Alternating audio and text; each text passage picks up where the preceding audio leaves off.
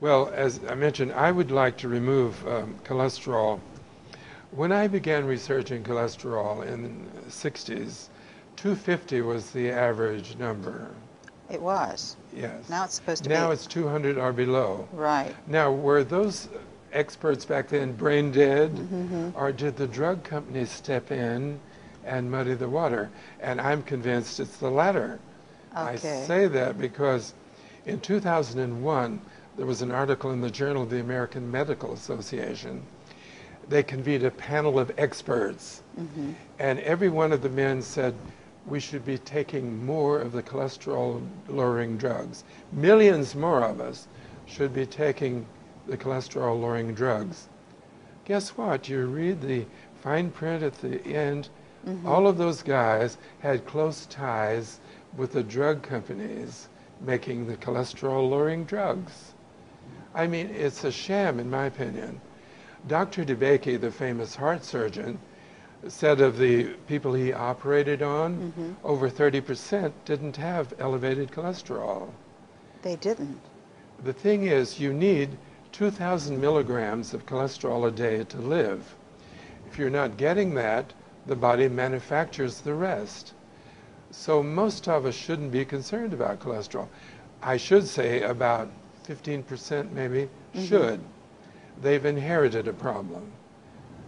The problem with how much their body is making and how much they're getting from food. So it's genetic. Yes, so there's a problem there with, say, 15%. But with the rest of us, we shouldn't be that concerned about cholesterol. What is interesting, meat has very little cholesterol. Well, speaking so, a serving of beef has only 70 milligrams. 70 milligrams. 17. 70. 70, okay. 70 milligrams. Pork has about the same. The organ meats are higher, liver and so forth. Everybody should be eating eggs. People say, oh God, the cholesterol. And it does have about 200, egg has about 250 milligrams of cholesterol. But it's almost the perfect food. And everybody should be eating eggs. The deal is, if it had vitamin C, it would be the perfect food, because it creates a live human, a live chicken.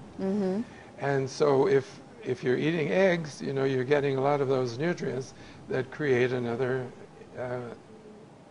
chicken. Okay. But the deal is, if you are eating eggs, they're full of protein. They have all those nutrients, as we mentioned, that create a new being.